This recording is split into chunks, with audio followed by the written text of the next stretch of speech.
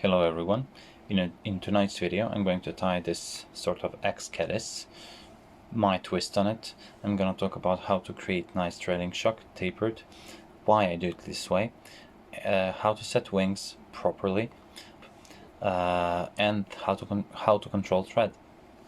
All those tips are going to be useful for you if you're going to tie any other fly, not only this Caddis, but they're going to be extremely useful for other flies as well. Now, I'm gonna start with rather large fly.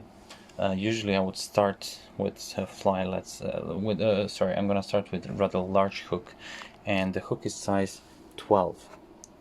Now, the reason why I'm using size 12 hook is, first of all, for you to see better, and second, size 12 is on the large scale, and it's rather good for searching pattern when nothing's moving on the water. Well, fish likes to rise to the, let's say, juicy bite. I'm using 6/0 thread waxed by Semperfli, and it's white. It's not going to be a problem. I'm going to flatten it out, as you can see, and I'm going to start the thread wraps one hook eye length behind it, hook eye. So I'm going to advance backwards,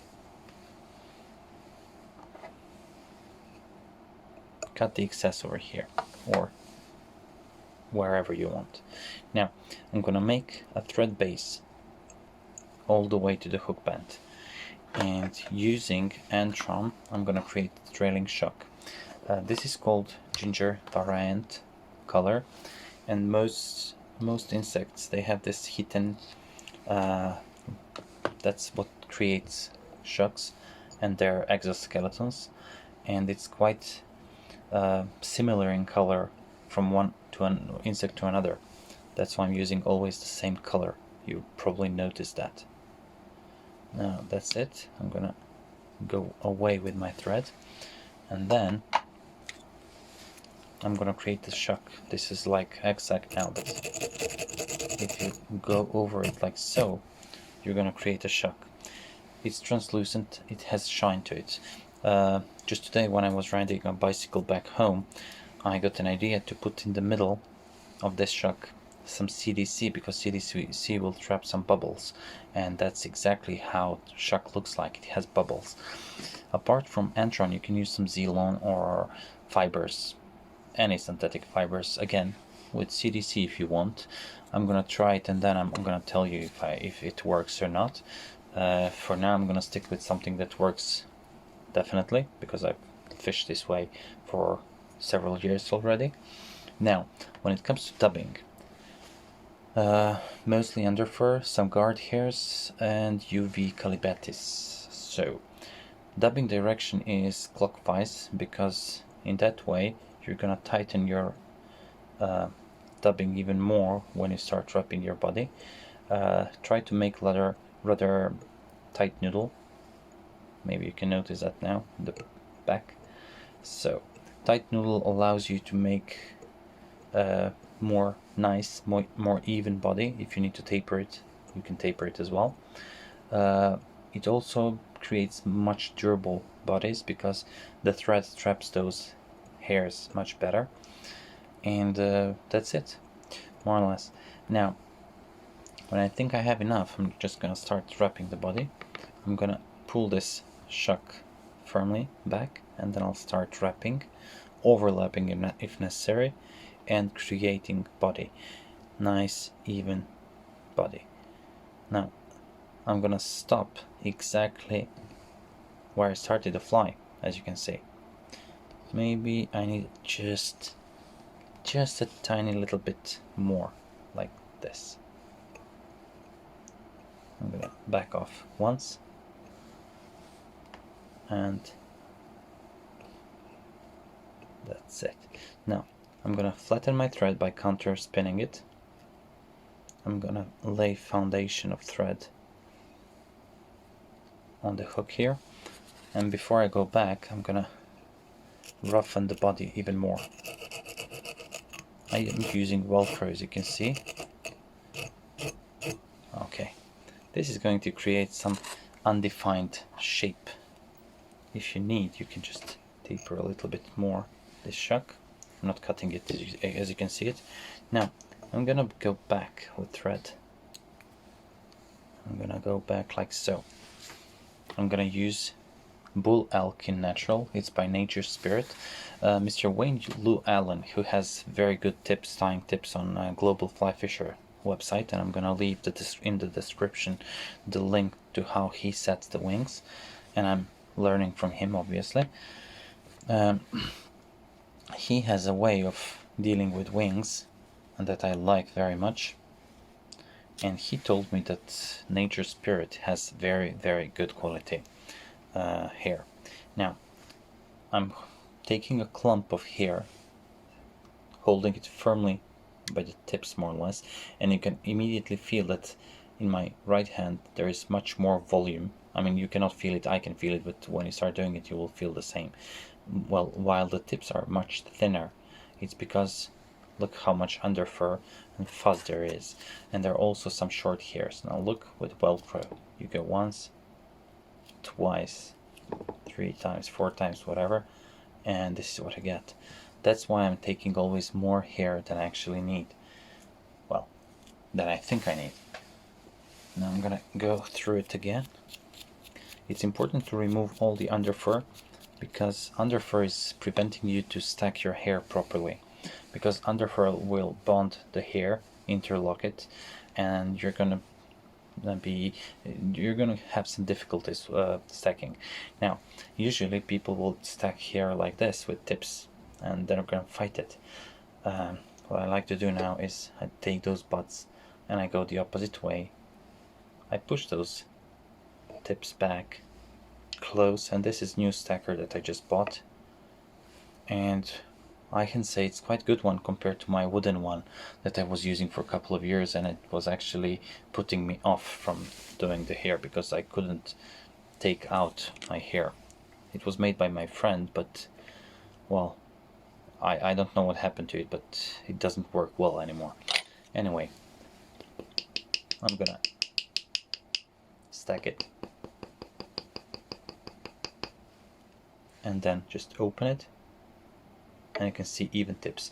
Now good thing is always to take the hair with the direction the wings are going to be placed, and do it fast.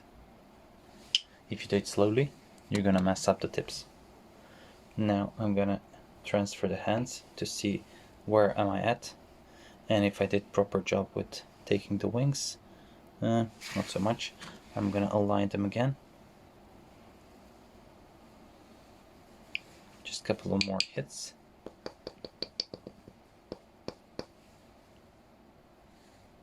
Should be good.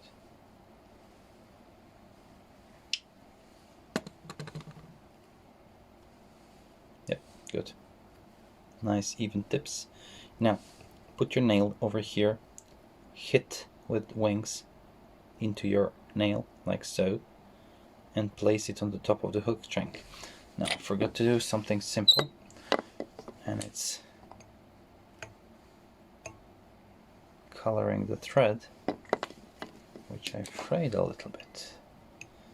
Hopefully it's not gonna give me any trouble. Anyway, place your wings as I told you, like so. This is very good measurement, like you're gonna have all the wings set in the same way if you do this. Now when you do that, firmly hold with your non-dominant hand, and then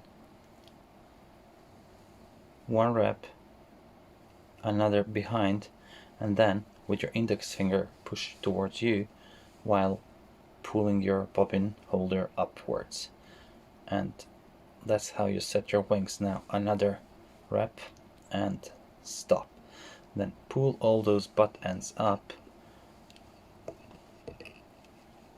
and this is how you lock everything. I'm gonna counter spin the thread, take my whip finisher. Now it's very important that you whip finish with a flat thread, and I'm going also to push with my knot. I'm gonna push those butt ends back. So I'm gonna start, as you can see, I'm gonna start with near the butt ends, and as I whip finish, notice this, one, and then next one is to the hook eye, next one is to the hook eye, and next one is to the hook eye. This is the proper way to set the knot. Pull towards the hook bend. This is how to tighten it properly, and then pull the knot, pull the hook, sorry, and oops, it slided out. Never mind, good job. Anyway,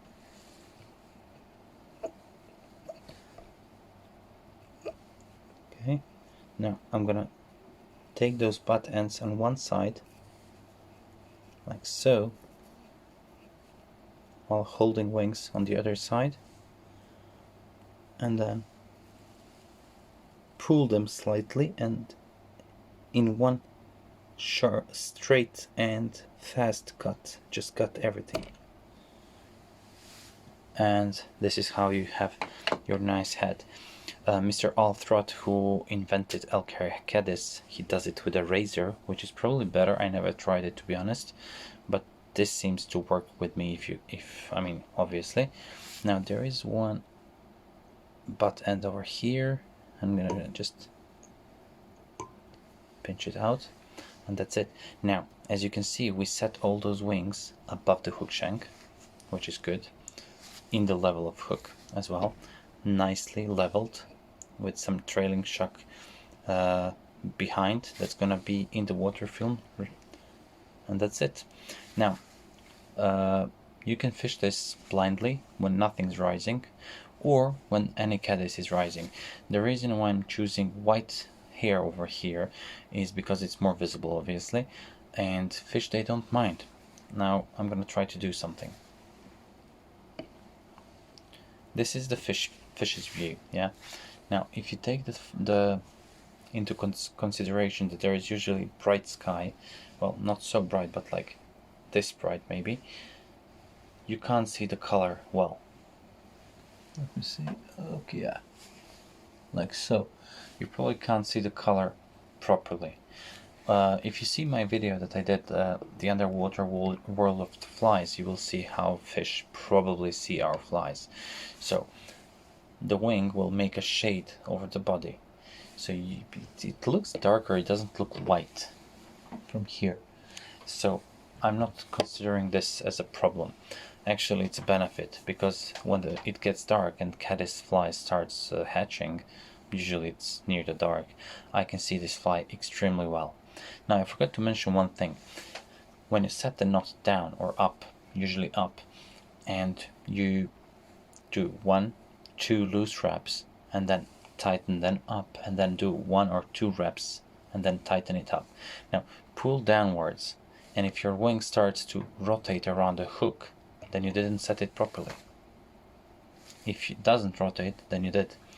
Now guys, that would be it for this video. Not too long as before, so I hope you liked it. I hope you find it useful, and see you next week. Thank you very much for watching, and see you next week.